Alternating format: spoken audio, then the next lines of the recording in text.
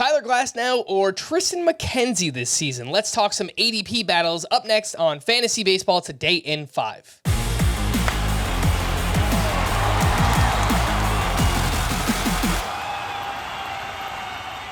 Welcome into FBT in 5. Today is Monday, February 20th. I am Frank Sample, joined by Chris Towers, and let's start with Bichette, who is going 14th overall. I lied. He's going 16th overall versus Bobby Witt Jr., who's going 2 picks ahead of him, 14th overall. Very similar skill sets here, Chris. One has third base, one doesn't. Which way are you going, Bobby Witt or Bichette?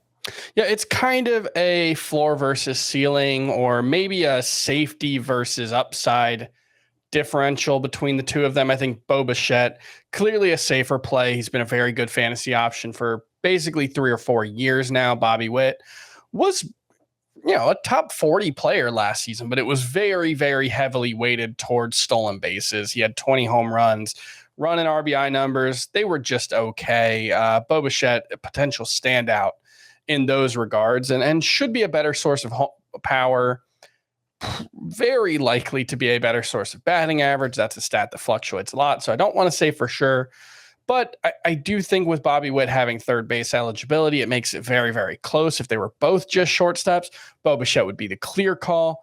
I would still lean his way. He's a couple spots ahead in my overall rankings, 2 spots ahead exactly, but it's very close there.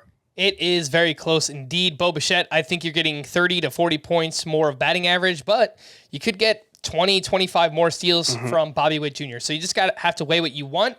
I think I trust the counting stats a little bit more with Bichette as well. Let's move into the outfield. Corbin Carroll, who's going 77th overall, versus Eloy Jimenez, who's going about 10 spots higher, 67th overall. Chris, I believe you have wrote up both of these players as breakouts this season. Which one do you like more? I think there's a lot to like about both of them.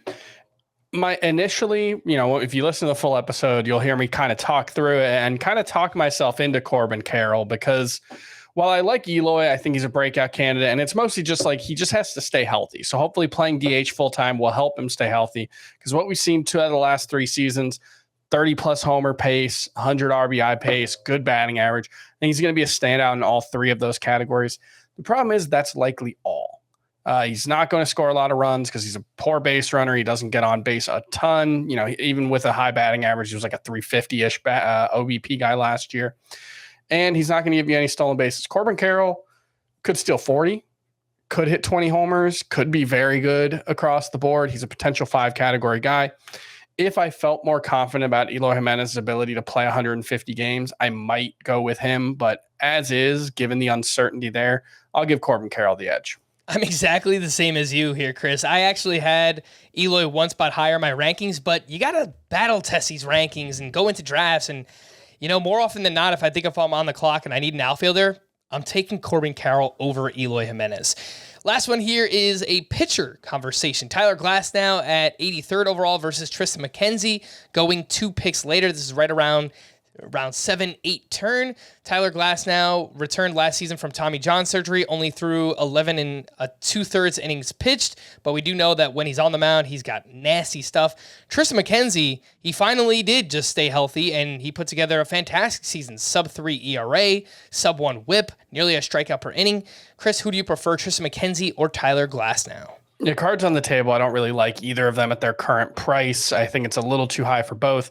And this is very much a safety versus upside kind of thing, because I think Triston McKenzie, a very nice floor pitcher, probably not going to get more than, around a strikeout per inning, probably going to be a decent ERA, very good whip. That's one place he should excel, but I don't think there's a ton of upside. He reminds me of like Jose Barrios 3 or 4 years ago, where people, project this big ceiling that I don't necessarily see.